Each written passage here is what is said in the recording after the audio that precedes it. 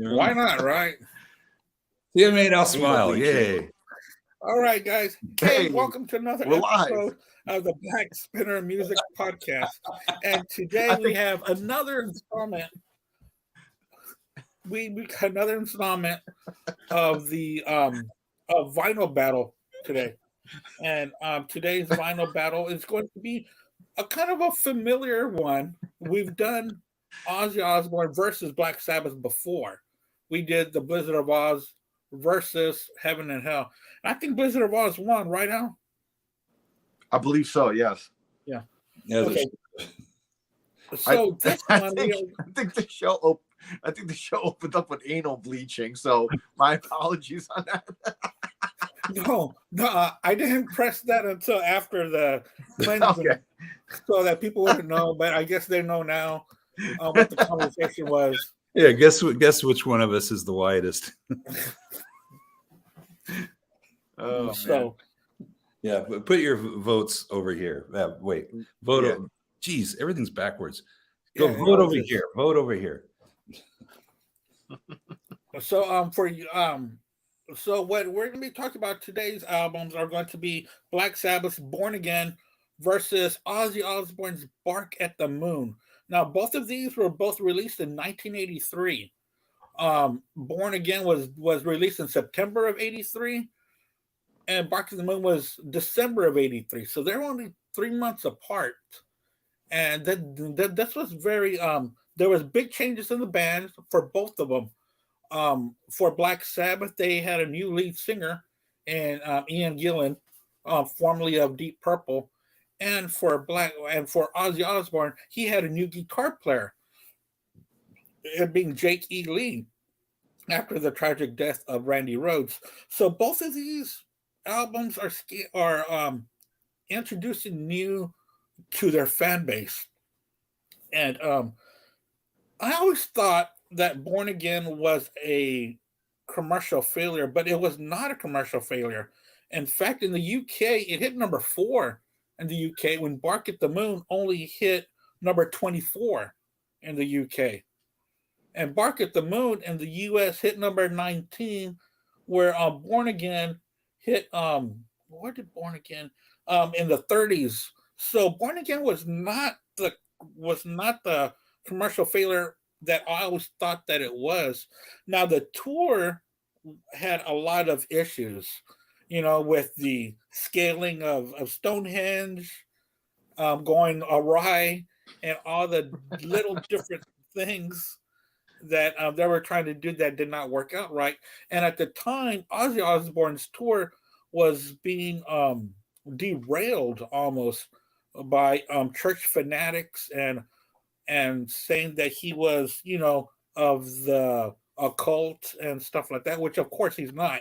They just had to pay attention to lyrics, but there were a couple of suicides at this time because of certain Ozzy lyrics that instead of the parents blaming themselves, they were blaming a stranger by the name of Ozzy Osbourne. Critically acclaimed, All Music, which is the website that I like to use, only gave Born Again 1.5 stars at the time of its release. And Blender, which was a wonderful magazine back in the early 2000s, which I really enjoyed. It was like the maxim of music. It was great. Only gave it 1 star, but Rolling Stone gave it 3.5. 3.5. Metal Force gave it 8 out of 10. And Martin Popoff, of course, 10 out of 10. That was no surprise. Just seems like every metal album that came out, Martin Popoff gave 10 out of 10. It was the highest charting, Born Again was the highest charting Sabbath album since Sabbath Bloody Sabbath. That's a long time. Wow. That's like 10 years. Yeah, it was about a 10-year span, and it was this album, Born Again, that reached that height. And Ozzy said that this was the best album that Black Sabbath did after he left. But there were only 2 for him to judge from, and I don't think he was being that truthful. I think him and Ronnie James, or he had something against Ronnie James Dio. I don't think Ronnie had any bad ill towards anybody. He was just doing the job he was called to do. But Sharon kind of, in the background nagging, and of course the infamous "Born Again" album cover there. Don, the Black Sabbath's manager, Dan Arden, said it looked like Ozzy's children, which was kind of odd to say since those were his grandkids. But hey, whatever, whatever kind of battles they wanted to have. I mean, that's pretty messed up. But this was the first album, so let's turn our attention back to Bark at the Moon. It was the first one with Jake E. Lee, and it was the one and only album with Tommy Aldridge, the only studio album. Did Tommy Aldridge play on Speak of the Devil? Yes, he did. He did that a live album of all Sabbath tracks that Ozzy did before Bark at the Moon or after? It was before, right? Before Bark at the Moon, yeah. Before Bark at the Moon. In fact, there was a tour that they did after the death of Randy Rhoads just to get back out there on the road. There was controversy over the songwriting credits on this as well. We've heard this a whole career for Ozzy. Who wrote what and who got credit for it, who got paid off for it, and who should get the proper credit. It's always a different story from who you hear this from. So what do y'all think about or know about the songwriting credits when it comes to Bark at the Moon? Brad? Well, go ahead, Brad.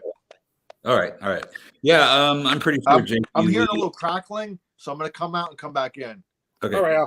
You guys talk. All right.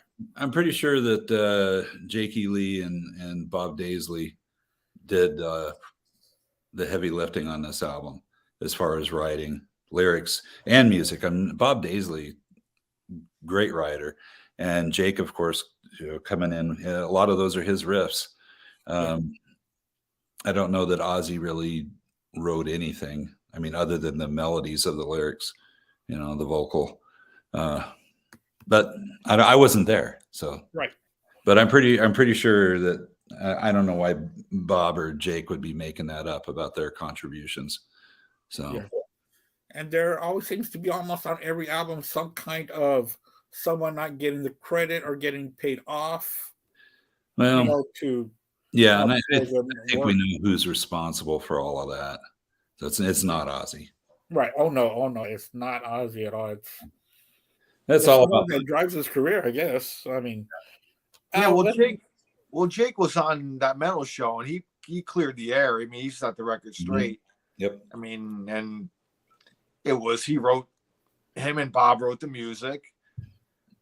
Jake came up with a lot of the music, and then Sharon was like, "Well, you're gonna sign this paper that gives Ozzy all the credit or whatever. If you don't do it, then we'll just get rid of you. We'll take the riffs that you wrote, get another guitar player, and then re-record the album." And what's Jake gonna do? He's in kind of that was the first big exposure for him. I mean, he was in Rough Cut before that, but it wasn't like that. Rough Cut had any albums out or anything, he wasn't known. He was an unknown. So I mean, his hands were tied. Really, does he sign the rights over and just at least become Ozzy's guitar player and get some notoriety, get some recognition, or just get tossed aside and has to start over again and try to make it with something else? I don't know, man. What would you do? I guess I'd probably sign the thing over too. Yeah. So which is true because we're talking about Jake E. Lee now. He's a household name in our circle or in the circles of heavy metal musicians. He's a household name. He was definitely a guitar hero of the 80s. It's So yeah, and then he went on to do Badlands. Jake, man. I love his style. I love Randy Rhoads was the top of the heap for Ozzy and guitar players, and those two albums are classics. You can't deny them. I personally, man, like Jake. For me, Jake is just almost just about right there with Randy with me. I mean, his technique was pretty pretty innovative. It was different. He wasn't copying Randy. He had his own style. He had more of like a fusion-y like kind of style he was playing. I mean, he grew up on like, if you listen to interviews with him, he grew up with like Mahavishnu Orchestra and he loved like Tommy Bolin and things like that. Guitar players that really were like kind of different, like had a jazzy kind of influence to them. If you talk to Zakk Wylde's got on record in interviews saying that the Zakk stuff is actually the hardest stuff to play. Jake's chord structures and chord voicings were pretty kind of were very different, very unorthodox, and Randy came from the classical back. He had the classical thing going for him. Obviously, like he was in the class all by himself. But I don't know, man. Jake is just for me right there with him. I love the both of them just about equally. So the thing with those two is that the quality of the albums. I mean, if you compare Blizzard and Diary to Bark and Ultimate Sin, obviously the quality of the Randy albums is a bit higher. And they're considered more classics than than Bark and Ultimate Sin. Yeah. But I mean, for me, Ozzy did no wrong up until like No More Tears. I loved the whole run up until No More Tears. To me, that was all those albums were great. And that's for me, my personal opinion. So anyway, right. But Bark at the Moon, I would like to put up there with the other classics as well. I think Bark at the Moon was a fantastic album. Oh yeah, Ultimate Sin was okay, but Bark at the Moon was fantastic. And I understand what you're saying about Jakey Lee. He had the kind of flair to him that Randy didn't have, or he didn't want to show it off. Where Randy was a little bit more reserved, a little shy sometimes on stage. Pretty much Jakey Lee kind of owned that area of the stage when he was up there. And then he went on to do Badlands, which was also not as successful as Ozzy, of course, but his followers really did enjoy it, and not just his followers, but also gained more fans than just his followers. All right. Anything else y'all want to add about these two albums? We're about to hit song track by track. No, let's do it. All right, let's do it. Let's go with track 1 versus 1. We're going to go with Born Again Trashed against Bark at the Moon, the title track to the 1983 album by Ozzy. What do you think, Brad? Which one wins this one for you? I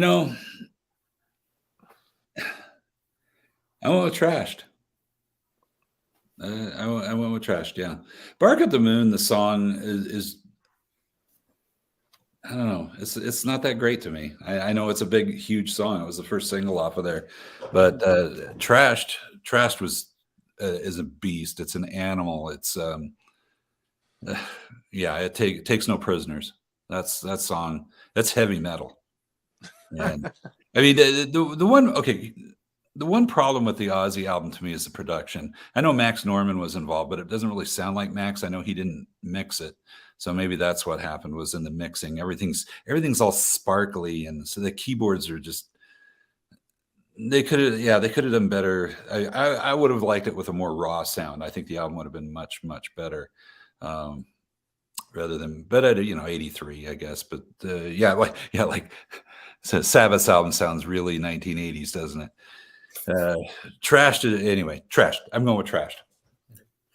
Oh, which way are you going to go on this one? This is a very tough one for me. As you know, I always go into these battles like not really. I just do off the cuff. I don't study each album. I just kind of go with my gut. I was more when I was younger. Bark at the Moon was more.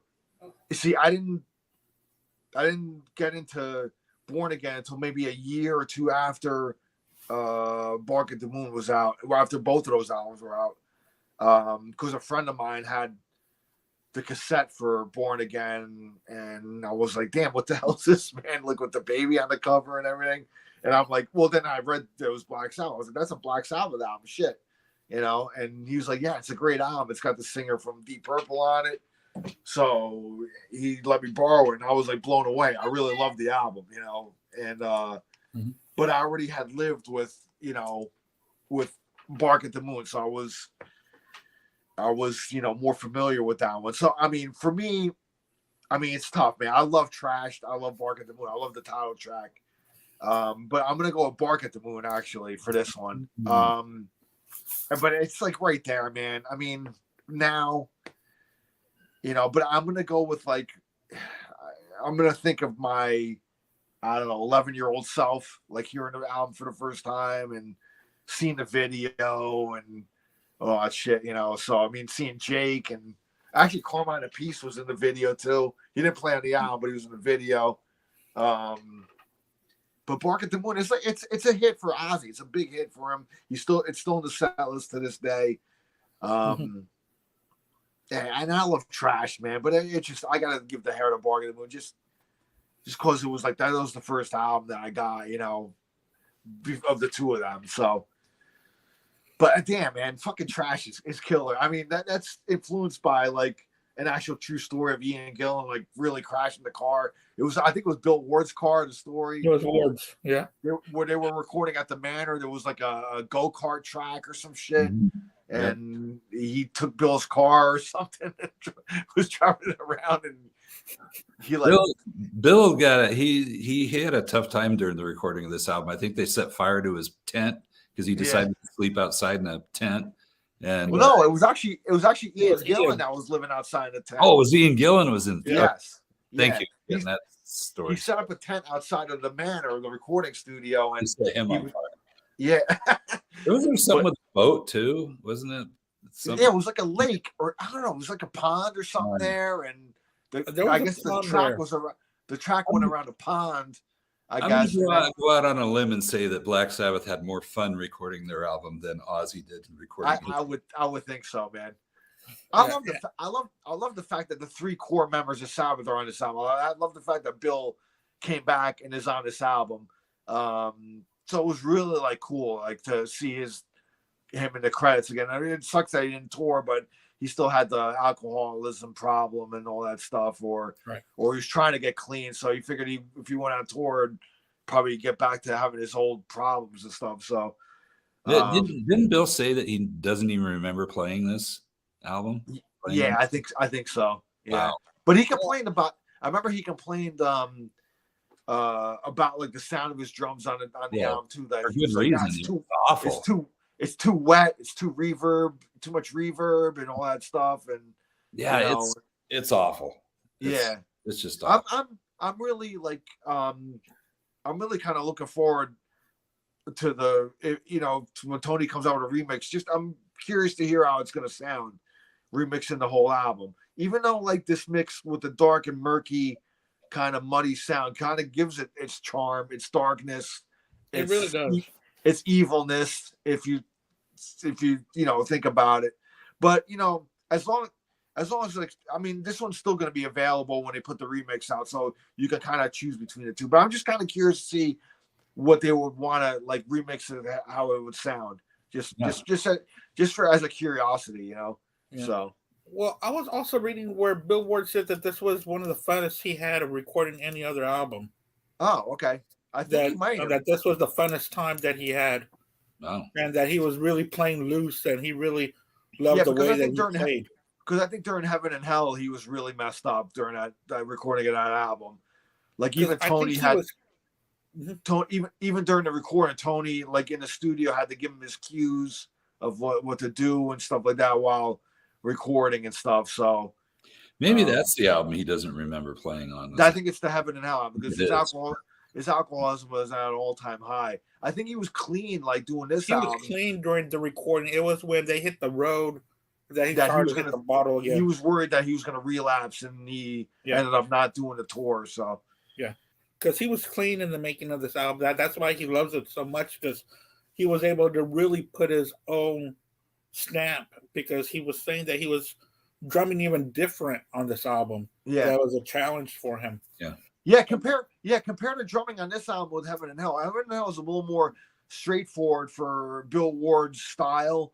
You know, he just seemed like to kind of streamline his sound on there. I think probably because, you know, it was just a different kind of music. But it seems like Born Again kind of came back to like a classic, like Sabbath kind of sound. Like, you know, for me, it's my favorite non-Ozzy studio album, man. Yeah, same here. I mean, I love Heaven and Hell and Mob Rules, and I love Seventh Star. I love all of them, man. But I think Born Again really is my favorite of the non-Ozzy era, you know. And that's not to take away from Dio and all that. I love those albums too, but that's just my personal preference. I think when it comes to the Dio albums, they were a little bit more, not basic, but more your regular heavy metal albums. Very melodic, you know, more melodic. But the ones with Ozzy, especially Born Again, it's something different about Born Again. The playing is everything's different. There's a difference in this album than the other two. There just really is. There's nothing would that be like this album. Yeah, this is really kind of an oddity in the whole Sabbath catalog, you know.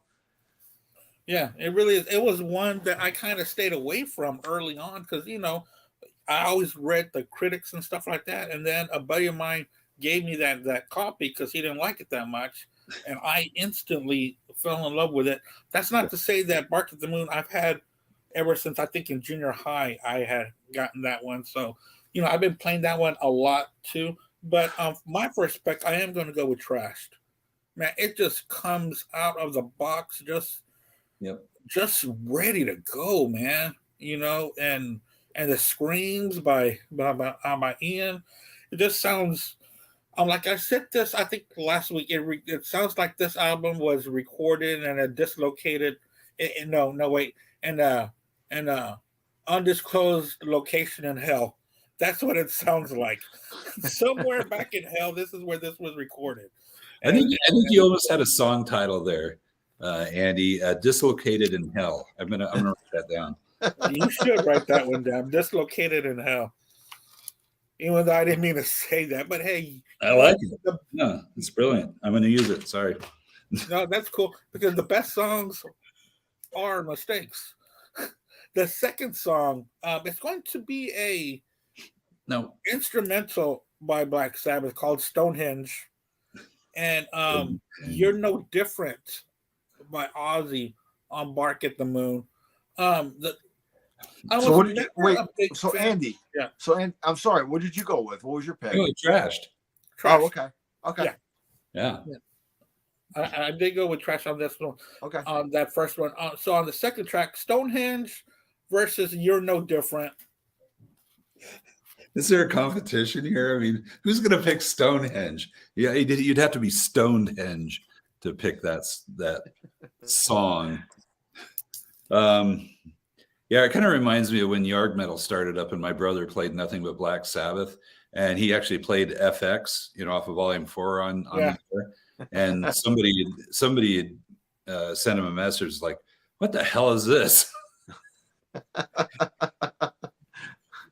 Yeah, Stonehenge. I mean, it's if I remember right, it's just the bass, right? Isn't it just bass? Yeah, and a noodling kind of stuff. Yeah, and I love Geezer, but no, it's not a song. Sorry. And so I picked No, You're No Different. Al, what's your pick?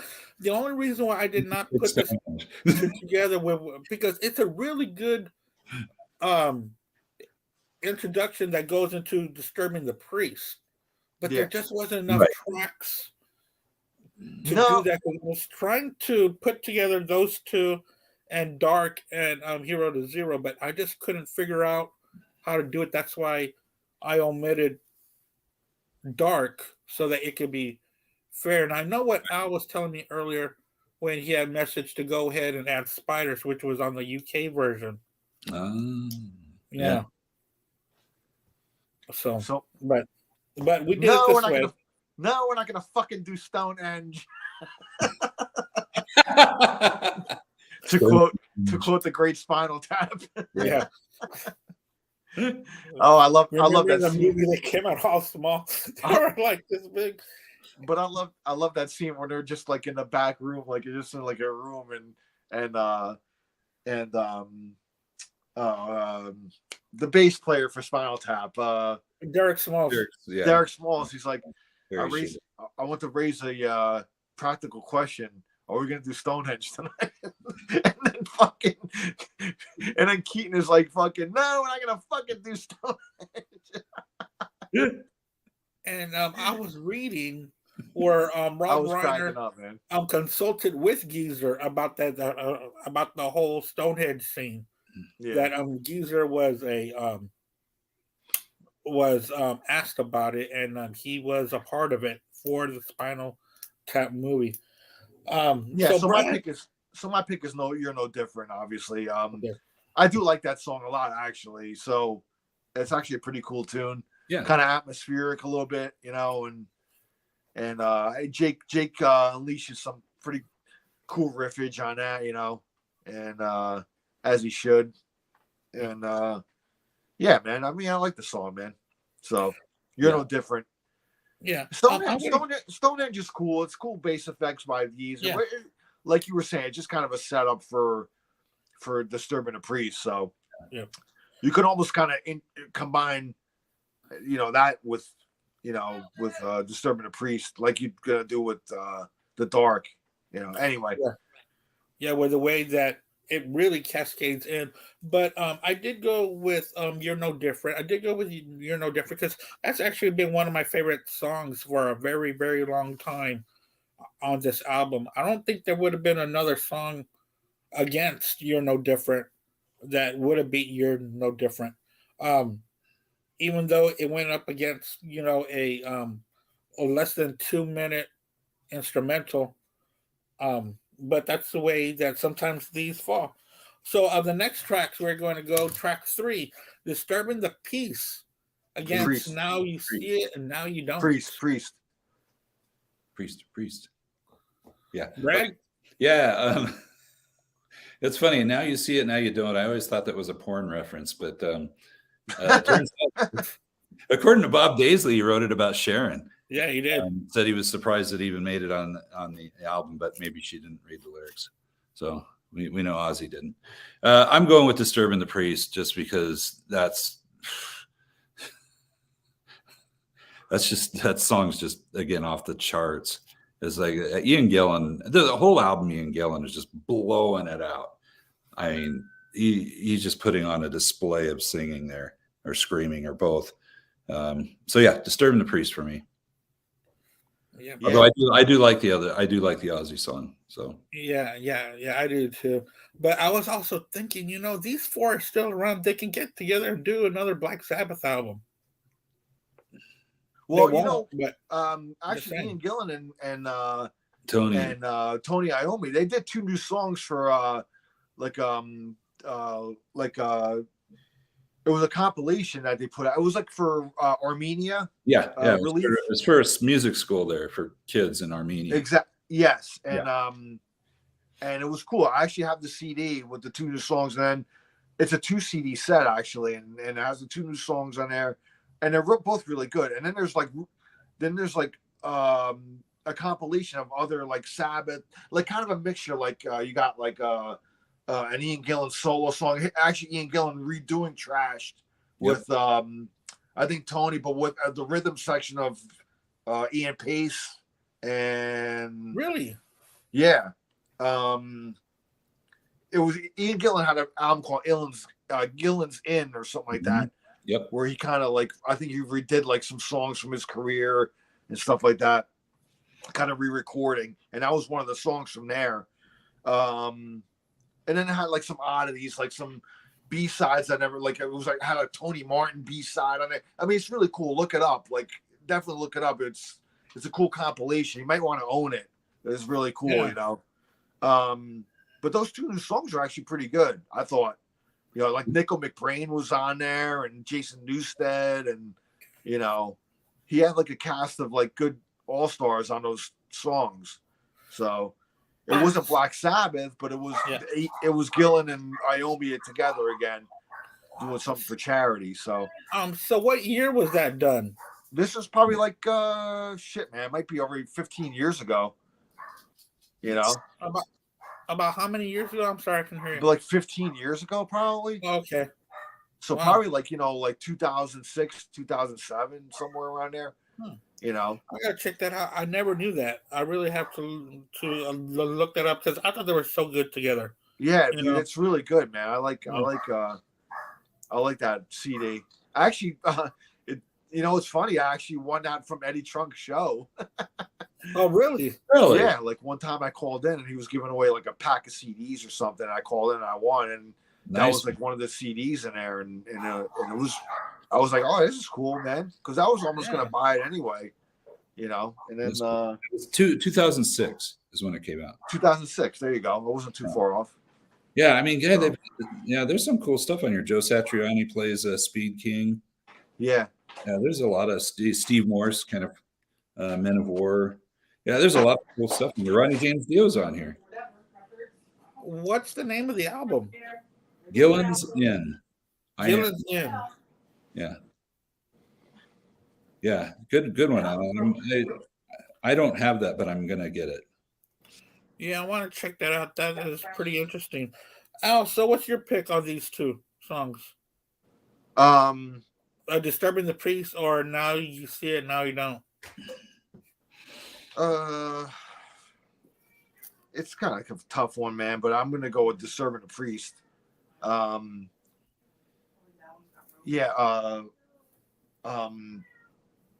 Ian Gillan's vocals are like otherworldly on there, man. Like the blood curdling screams, dude. It's like he really is disturbing the priest. You know what I mean?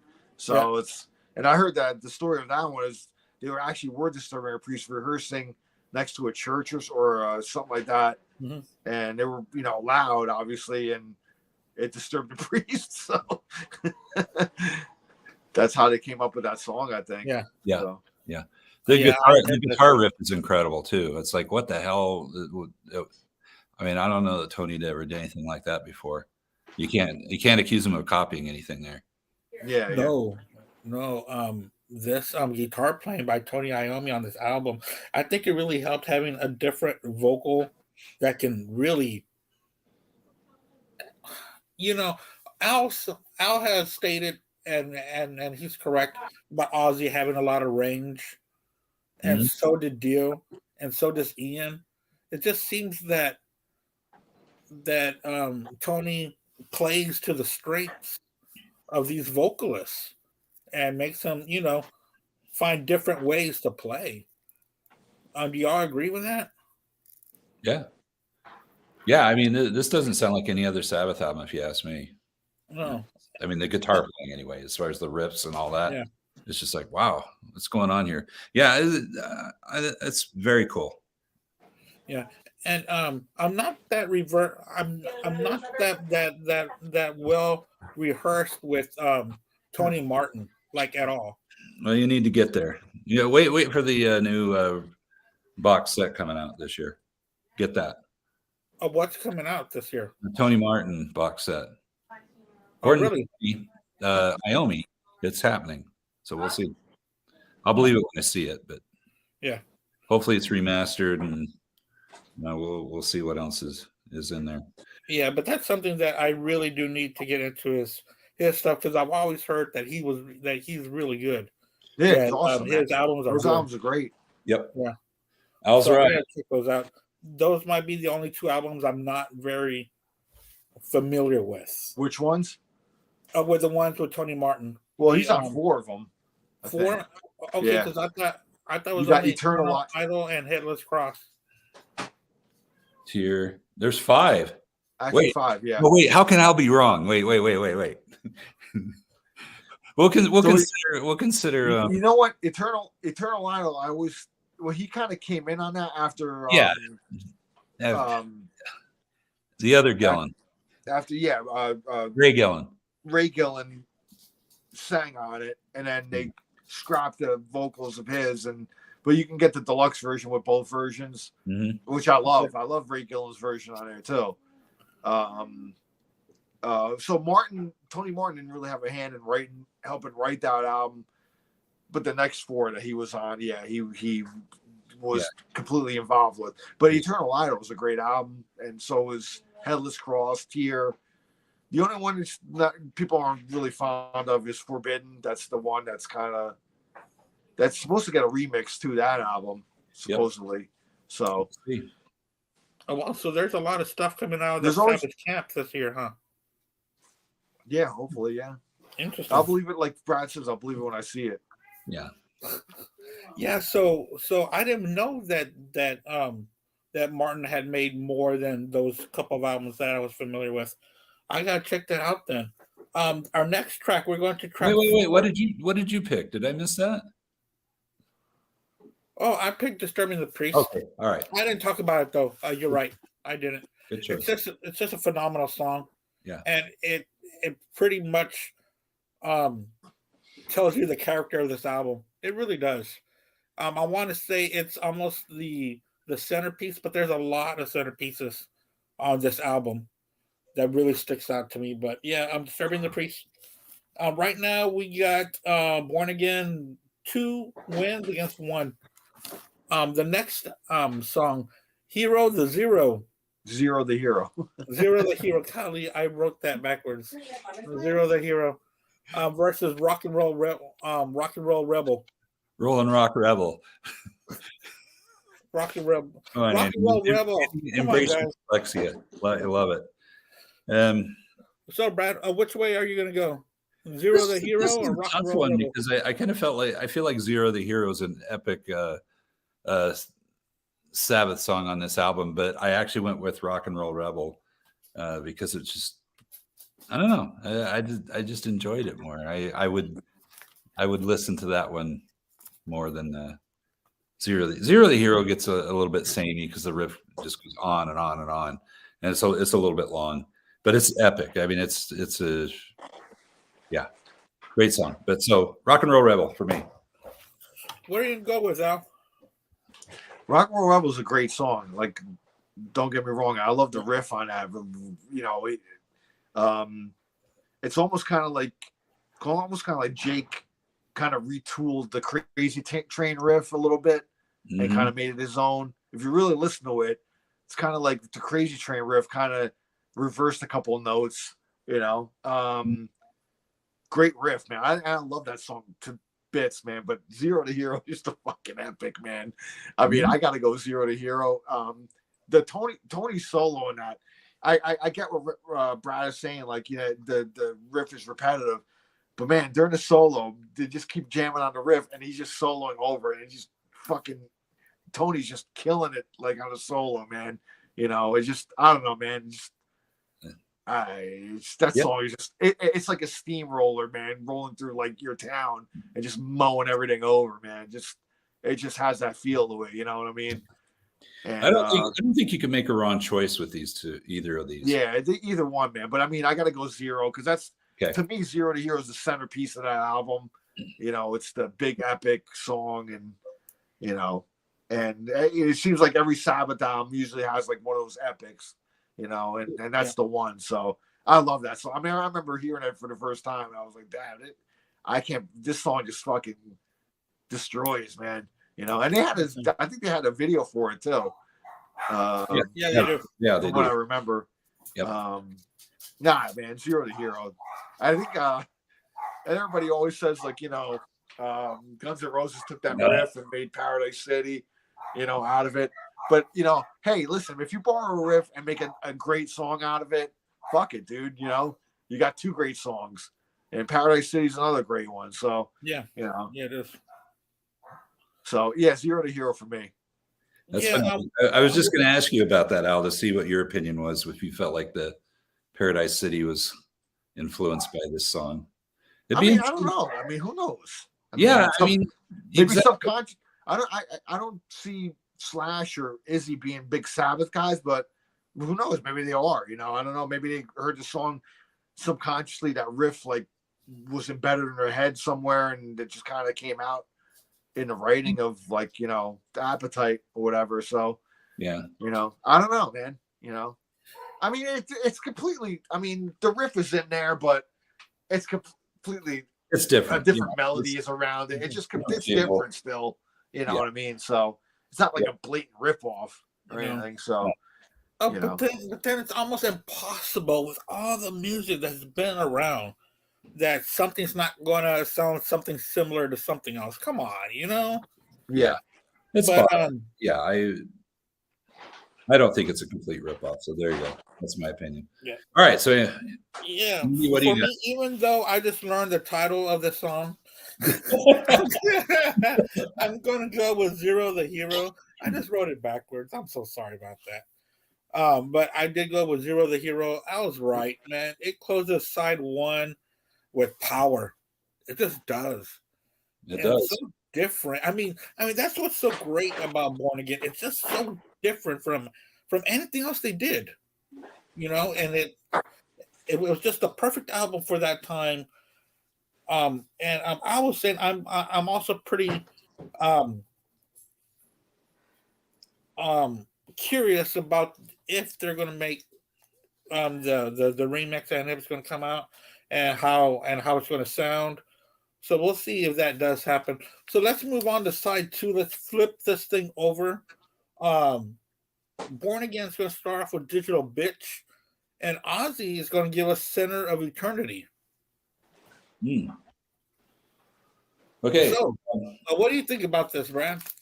Yeah, Digital Bitch. I like the riff of it. It's not a typical Sabbathy kind of riff, but I don't know, the lyric to me kind of hurts it a little bit. Center of Eternity. I'm going to go with that. That's always been probably my favorite song off of Bark at the Moon. So it'd be kind of silly to not go with that. But I do like Digital Bitch. I mean, it's one of the songs I play off of this album on New York Metal. So, what do you think about this one, Al? These two songs against each other. Well, much like Zero to Hero was kind of the centerpiece of Born Again. To me, Center of Eternity is kind of the centerpiece of Bark at the Moon. It's got like that cinematic kind of epic feel to it, with the opening organ and stuff like that. So I'm going with Center of Eternity. I love that song. That's probably like my favorite or second favorite on the album, pretty much. I love that song, man. Digital Bitch is a great song too. Supposedly the lyrics are supposed to be about Sharon, but who knows? It's so each album has a song about Sharon. I like it. Isn't that funny, dude? So, but I mean, that was the rumor, but I don't know if Ian Gillan debunked it. Maybe he didn't want to get his kneecaps broken or something. Who knows? But Digital Bitch is cool. But I mean, it's kind of a cool riff. It opens up the second side. It was a very cool riff. Real cool riff. But I mean, I'm gonna go with Center of Eternity because it just feels so cinematic and so epic. So yeah. I too am going to go with Center of Eternity. I am going to go along with Brad when it comes to Digital Bitch. It's a good song, but the lyrics are just, it goes nowhere, especially when side one's lyrics were just so dark and so amazing. This was very lazy writing when it came out to Digital Bitch. I think people liked it because of the word bitch was said over and over. And oh yeah, that's so cool. So I am going to go with Center of Eternity.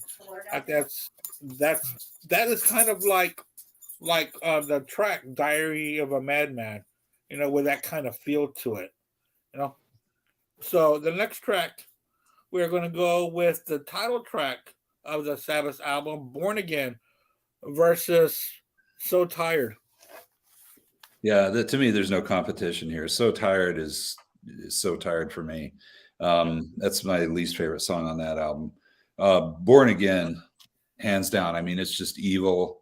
It's Ian Gillan just puts on a display of vocals that's just incredible, and Tony rips the solo on that just apart. So very heavy, very very cool song, and better lyrics. So there you go, Born Again. What's going to be your choice on this one?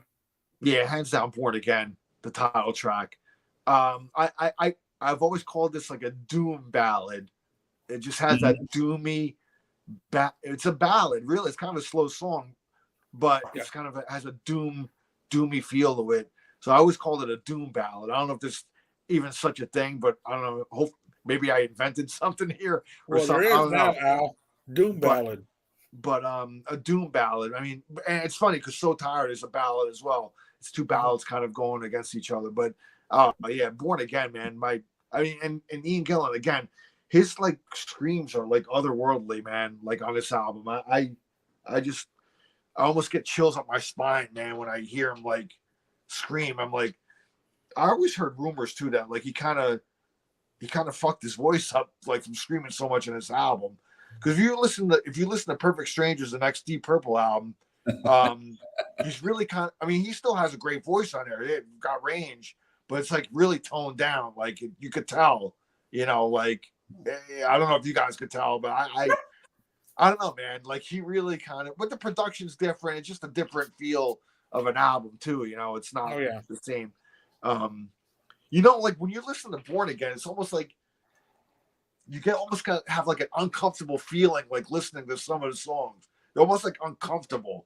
You're enjoying it, but there's like this, almost like kind of like you're like in a room somewhere, and it's kind of like the walls are closing in on you and shit. It's like, but it's still a badass album, and Ian is just freaking ridiculous on there. So. Yeah, Born Again, man. That's one of my favorite songs on Born Again. Actually, I love that song, man. Yeah, so I like that break in Born Again where it slows down, but you can still feel that galloping by Ward. Just it just and then Tony coming with his guitar and just hitting like just chords, and just so perfectly. It's just a great song. So I am going to go with Born Again. So Tired is the boring song, to be honest. It's a boring song. Trying to do another ballad, and it just didn't work for me. And especially when you put it up against Born Again, it's just not going to win. So Born Again is a clean sweep, actually. Born Again, and then the track before that, Center of Eternity, was a clean sweep as well. The next track we're going to go with Hotline against Slow Down. Well, this is the most difficult choice I had on comparing these two, because I like the riff in Hotline. Again, the lyrics are kind of but and Slow Down, I think the only place it kind of hurts me a little bit is I think the chorus is a little kind of but the riff in that is just fantastic. I'm gonna go Slow Down. So there you go. No other reason than I just went for it. There you go. Slow Down. They're both great. They're both great songs. For me, I'm actually gonna go Hotline. All right, good job. I think that song, man. I mean, I do like Slow Down. I mean, it's a cool tune. I think the thing with Slow Down is slow down. Your haste is making waste. I mean, it's kind of like the chorus is kind of you can kind of write. It can be a little bit better than that, but Hotline, man, I liked Hotline. Yeah. All right. I don't know, man. It's just kind of like did this talk like the Beastie Boys kind of ripped that riff off too for like Fight for Your Right to Party and shit. Oh, right. Yeah, if you listen to the riffs of both songs, kind of very, very similar. It's a great riff. It is a cool riff, man. So yeah, it's one of the more listenable songs on the somebody who's not really into doom and gloom. Yeah. But anyway, that's a tough choice for me. Yeah, Hotline for me, man. Okay. So. Cool. This was an easy choice for me. I'm going to go Slow Down. Oh, I like that. I like that poppy metal kind of song. I thought it was pretty cool. His voice was very uplifting, and the music was kind of bright, and I liked it. So I'm going to go with Slow Down on that one. So it's 4-3. in favor of Born Again. Ooh. This is going to be the deciding factor. The song is "Keep It Warm" versus "Waiting for Darkness." This one was easy for me. Oh wow, this wasn't easy for me. I mean, I love the riff in "Waiting for Darkness." I mean, Jake is playing on that is just fantastic. But I went with "Keep It Warm" again, just because Ian Gillan. Oh my gosh, and Tony, the lead on that. It's "Keep It Warm." Keep it warm for Brad. Al, which way are you going to go on this one? Tough one for me, man. But I'm going to go "Waiting for Darkness" on this one. Nice one. I don't know, man. I love Jake's playing on it. It's this playing's great. "Keep It Warm" is cool, man. Keep my bed warm, but it's this musically, this song sounds a little like it could have been on Sabotage. Yeah, the riff is very Sabotage-y. Maybe I love Sabotage. That's one of my favorite Sabbath albums. Yeah. I don't know. "Waiting for Darkness." I think it's a little bit of a better ending for an album. I think, in my opinion. I don't know, dude. It's tough for me, man. I'm just off the cuff. Really, I'm gonna go "Waiting for Darkness." But I mean, I love "Keep It Warm" too. Yes. So Andy, the fate of this whole thing is in your hands. Everything is in my hands. You said it was an easy choice for you, right? Huh? You said this was an easy choice for you. Yeah, it was. Okay. For me, it's gonna be "Waiting for Darkness." Oh wow! There you go. I just love that song, and in fact, I believe that to me, side 2 of "Bark at the Moon" was stronger than side 1, in my opinion. I agree. And with "Born Again," it was the other way. But man, about the only real song that I not liked. I mean, side 2 was strong on "Born Again." Of course, "Born Again" to me was the masterpiece on that side. But to me, they just had better songs on side 1. So, yep. So guess what, guys? It's 4-4. Ooh, there were 8 tracks on each, and it's 4-4. So how do y'all want to break this tie? Album cover? Both have Ozzy on them, right? they both have Ozzy and Ozzy's kids. So, well, you could do it this way. Okay. You can add Spiders, right? Right. And you can add "The Fallen," which is an unreleased song that became onto "Born Again," like on the deluxe edition. It was an unreleased song that I first got on a bootleg. I remember a friend of mine one time years ago when BitTorrent was big, guys starting to get big, and he got the demos for "Born Again." Okay. And the demos actually sounded better than the album, the actual mixed album. Oh yeah. But it was an unreleased song that called "The Fallen," and I'm like, really, dude? Like from those sessions, right? He's like, yeah.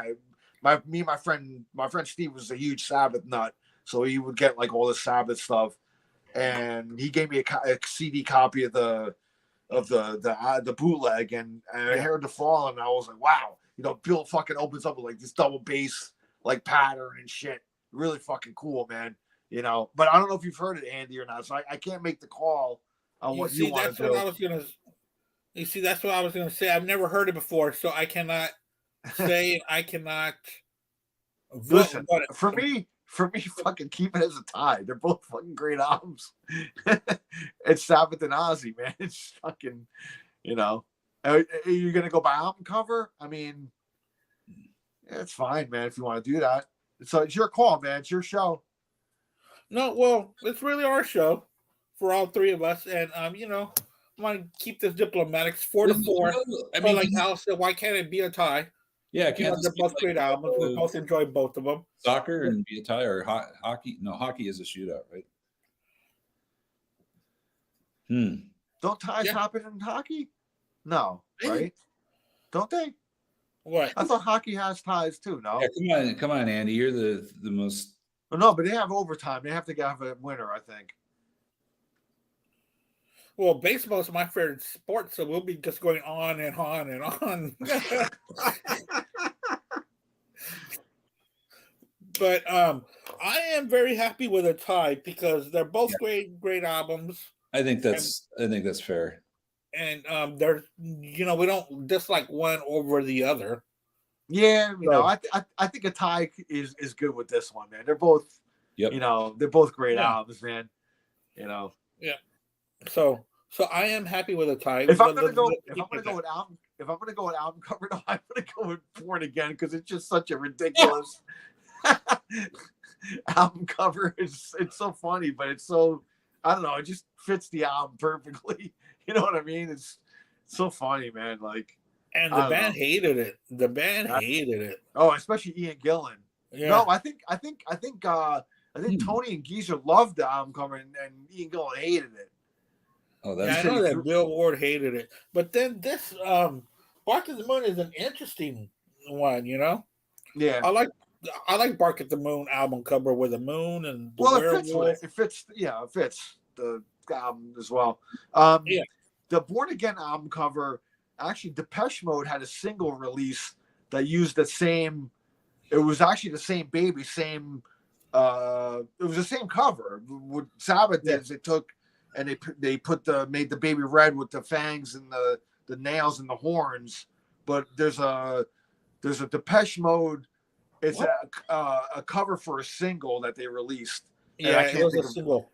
I can't think of I think it came out before Born Again, so it was a very early single release from Depeche Mode then, because Depeche Mode's first album I think came out in 80 or 81 or something. So, but it's interesting. It's I remember seeing a picture of the I'm like, wow, they kind of retooled the that single cover, for Born Again. So it was pretty funny. So Depeche Mode and Sabbath, man, it's kind of two ends of the spectrum there,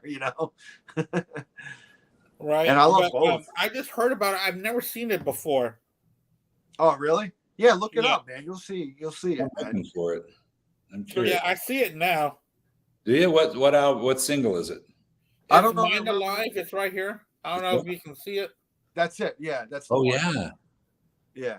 Oh wow. It's just regular baby skin color, I guess. It's a regular. Yeah. Instead of supposedly, what's the Devil single? Hell Earth, I'm red. So what's the single? Mind Alive. I think that's off their first album or second album.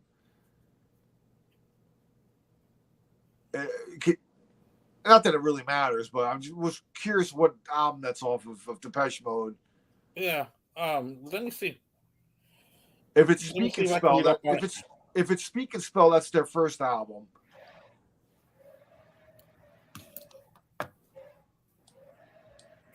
Wow. Oh, New Life. Here, okay. Did you find out more about it? So New Life, that's the single, right? Mind Alive. Yeah. Oh, okay. Okay, that's not Mind Alive. Man, that's eerie, man. Because I'm looking at Wiki for Born Again, and it says the cover depicting what Martin Popoff described as a garish red devil baby is a Steve Crusher Jewel, a Kerrang designer who also worked on Ozzy Osbourne's Speak of the Devil. It is based on a black and white photocopy of a photograph published in a 1968 magazine. The same photograph was used for 12-inch versions of Depeche Mode's New Life. But I'm looking up New Life, and it has a different cover. So maybe that's wrong on Wiki's part, because it could. So what's the name of the song that's there that you had? It was let me go back to it. It's called New Life. No, that's the one that I looked up. The one that you had. Yeah, it says New Life on it. Oh, New Life. Okay. Yeah, it is New Life. That was put out in 81. Oh, wait, it says Mind Alive as well. New Life is the magazine it came from. Mind Alive is the name of the magazine? There was a magazine in 60. Okay. It's the front cover of the magazine, and the magazine is called Mind Alive. Okay. So which one came first? I guess the Depeche Mode album cover came out first. Yeah, in 81. Yeah. That's Okay. from their first album, Speak and Spell, which came out in '81. So yeah. Okay, so then Black Sabbath version, they added the nails, the fangs. Yeah. Yeah, he And said. the red. Did the you read the horns. quote? Did you read the quote here by him about the baby picture? He said he took some black and white photocopies of the image, and then he overexposed. He stuck the horns, nails, fangs in the equation, used the mouse to outrageous color combination that acid could buy, bastardized a bit of the old English typeface, and sat back, shook my head, and chuckled. There you go. Okay. That's the guy who did it. Steve Crusher Jewel. Yeah. Brilliant. All of a sudden, I like the album cover more now. Yeah. Even though the album cover has been ridiculed, I love it. I mean, I thought it was Black Sabbath album. I mean, it's awesome. Yeah. I know that when I first saw it in the store, I was like, "What the hell?" I mean, yeah, and that's what an album cover should do. It should elicit some kind of response. Yeah, exactly. Yeah. Some kind of, instead of saying, "Oh, look, there's a picture of the band." Yeah. You know. But would you go as far as saying that that's an iconic album cover? Yeah. Yeah. Based on the controversy of it, yes, definitely. Okay. Yeah. I'm sure if my mom would have saw that, she would have been like, "What the hell is that?" Oh, forget it, man. I would have been if I came home with the album cover, my mom would get have that had album out of the heart house. attack. Yeah. She would have a heart attack. Especially, it's pretty cool how the blue is kind of like a purplish sky, kind of like end of the world kind of sky. Yeah. And this baby demon born to it. Yeah. It's crazy. It's great. It's an evil sounding Sabbath album. It fits perfectly. Yeah, it really does. It's like the whole package is perfect. And if y'all remember, hold on. Yeah, come on, get it out. There we go. Show the back of it. Yeah, the back of it is so similar to the Speak of the Devil. Speak of the Devil backing. Mm-hmm. Yeah, almost to the T with the pictures and with the color type. Mm-hmm. You know, even close to the font as well. You know. Yeah. But they were definitely competing with each other, man. Yeah, for sure. So. Yeah. So we finished it with a tie, and we talked a little bit about the history of the album cover, which we think is a fantastic album cover. So anything else you guys want to add? Because I think we're going to finish this with a tie. I mean, that's the only way to do it. Nah, man. I mean, both great albums. I love both of them, and what else can I say, man? Listen to fucking Black Sabbath, man. Yeah, and Ozzy. Listen to them. Yeah, there you go. All right, guys. Well, we're going to wrap this up. Thank you so much for joining me, Brad, and thank you so much, as always, Al, for being our resident panelist. I hope you feel better, Al. Thank you, man. No problem. I will. Yeah. The show made me feel better. Good. Yeah. I'll be sending good vibes to you, Al. That sucks. Thank you, man. Yeah, it really does. Next week on the Black Spinner Circle, we are going to have a new segment coming up. I wanted to talk about the new albums that were released in January 2023 of this past month. Cool. There's been a couple of interesting ones. There's an Iggy Pop that came out this month, and it's harking back to Ozzy albums, because on it is Andrew Watt and the drummer for the Red Hot Chili Peppers and Duff McKagan, just like Ordinary Man. Iggy Pop took a swing at that, so we're gonna talk about that. Y'all are more than welcome to join me on that if y'all want to talk about albums that were released this month. And the week after, on February 1st, I'm very excited about this. We have a musical guest on Black Spinner Circle. He's a country western artist. His name is Sean. Oh God, so sorry, Sean Benfield. He'll be on the Black Spinner Circle. I shared his songs on the Black Spinner Messenger group. His music is available on all streaming devices, and we're going to talk about his influences and about his new album that just came out in 2022. So that's something new I want to start doing too, is get artists on Black Spinner Circle and give them a little bit more exposure. So there's a lot of good things coming down the pike.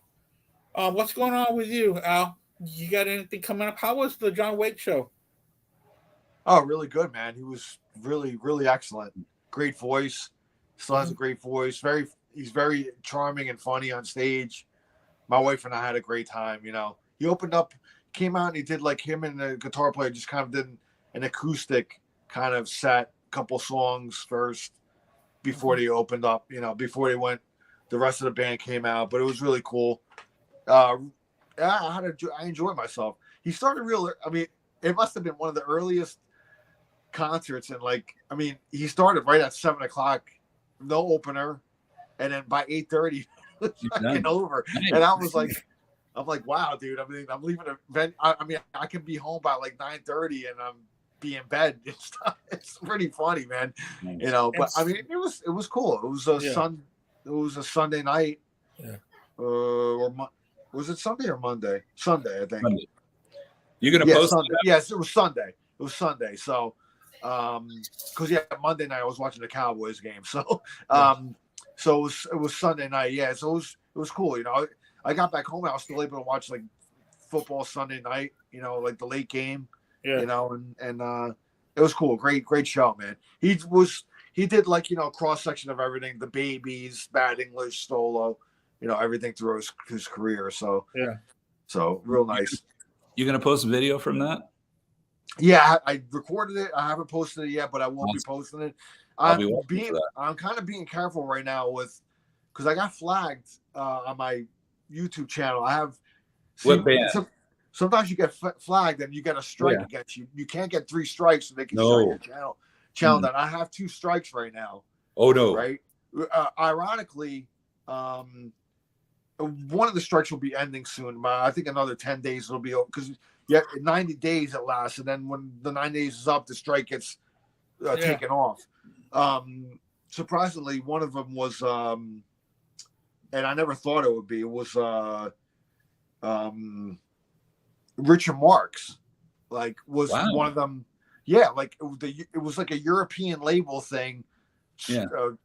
Gave me a strike and took it down.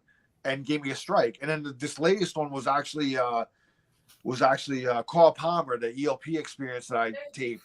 Yeah, and that got taken down. I don't know, maybe because there's screens that are showing Greg and Keith that are from an actual release concert. Sometimes it might get flagged because of that copyrighted material or something, you know. But it got taken down, so. I'm being really careful uploading like some stuff right now. I do have an alternate channel. I have another channel that I might just throw the this past show the John Waite show up on there, and because that channel doesn't have many followers or anything like that, but you know it'll get me more subscribers on that channel probably. There you go. Know. Anyway, it's just under my name, Al Horta. It's like I have another channel. Okay. So, I didn't know that. Anyway, the point I'm making is I might tomorrow. A friend of mine has some extra tickets for like a laser Pink Floyd show. Just thinking about it, but I've heard the weather's gonna be really bad tomorrow. That storm from out west is gonna hit us tomorrow. I don't know how bad it's gonna be. It's probably just gonna be rain, but who knows? I don't know. But the weather's supposed to get bad, so I don't know. Depending on the weather, if I might go, I might not go. But that's it for me as far as what's got. It's been a long time since I've been to a Pink Floyd laser live show. Yeah, a long time. I've never been to one actually, so I'm kind of curious to see how it would be like. So, they're pretty fun. What about you, Brad? You got any gigs coming up? No. But well, actually, I just got booked for September 1st and 2nd. That's a long way away. So So there is something happening. That's good. I get. So who are you playing with? I mean, what's the band like? It's a band. It's a cover band, female singer. Although other people sing. When I play with them, they let me sing like 5 or 6 songs, which is terrifying for the people, but it scares kids and everything. So yeah. Anybody need a bass player? Give me a call. Yeah, well, I want to talk about John Waite's bass player. Him and I almost threw down once. That guy. Well, really? Yeah, he's a Philly dude. Oh yeah, that's right. He's also Philly. That's right. Yeah, he's his tour manager, and I was asked to kind of help provide backline for a show here for that John Waite was headlining. And so I brought my bass amp. It was a SWR 900, which is a very nice bass amp. Okay, and this guy's like, no, he says no, that doesn't meet the contract. It has to be an Ampeg. I'm like, what the hell's wrong with you, man? And we kind of threw down over that. And then he I got to say this, he did apologize to me later. And he just says, yeah, you wouldn't, imagine the problems we have on the road when we show up and the equipment's not what we asked for. Because, when they do these shows, they don't take equipment with them. It's all backline. Yeah. Gotcha. And so they get real picky.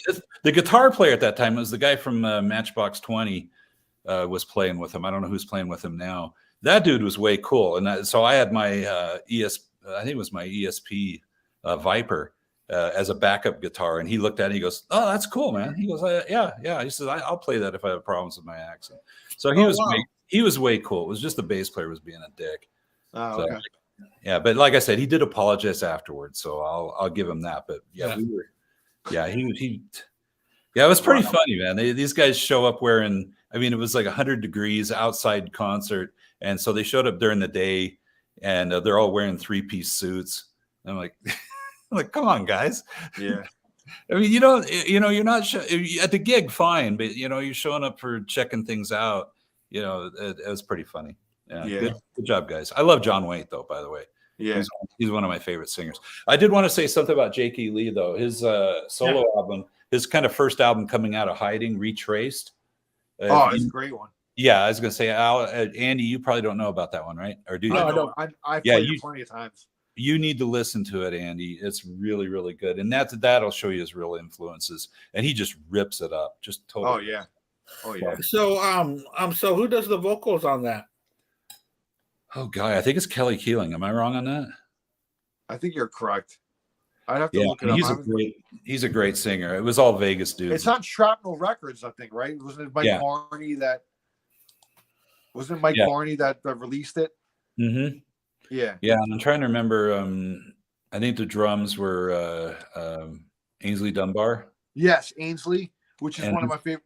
I love Ainsley Dunbar. Great drummer. Yeah. And the bass playing was this is the guy from Beck Bogart, A Piece. It was Tim Bogart. It was Tim Bogart. Tim Bogart. Yeah. So there you go. Incredible bass player. Yeah, so Chris Logan is the lead and backing vocals. Okay. Yeah. It's a Mike Varney production. And and the track listing here real quick is Whiskey Train, which is a Robin track, Procol Harum, actually. Evil, Willie Dixon. I think that was made popular by Cactus. Yep. Way Back to the Bone, which is a trapeze song. I'll Be Creeping is a free song. Yep. So listen, he goes Procol Harum, Cactus, Trapeze, Free, Johnny Winter, West Bruce and Lang, Grand Funk Railroad, James Gang, Savoy Brown, Robin Trower, and Montrose. That's all you need to know. Those are the covers that he does on there. I just pulled it up now. So listen to it, Andy. Let us know what you think. Yeah, the killer, man. I think it's brilliant. His playing on it is just fantastic. Yeah. He's such a great. I will check it out. Such a great player. All right. Well, that is something that I will look forward to, and it's good that we ended up with a Jake E. Lee album. So that's pretty cool. We will look at that. So I've got nothing really going on this weekend. Just that tomorrow, Al and I will be on the BS sessions with Mark and Jerry and Charles doing the top 11 AC/DC songs. Cool. Our own AC/DC album. I'm already through.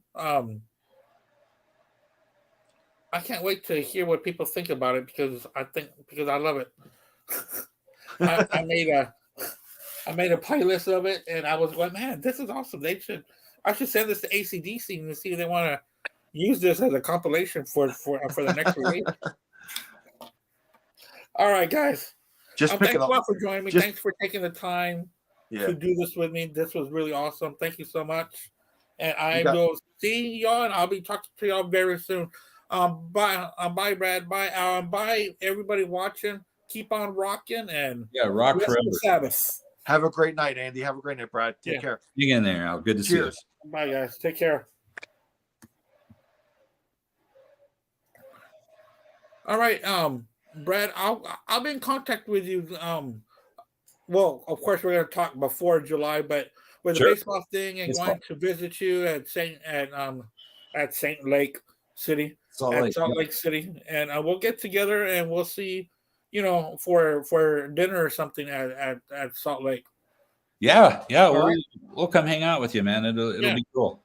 All right, cool. All right. Even that time of year, I don't even maybe we could even do something if you want to drive all the way out to my house and have some, if you're tired of eating in restaurants.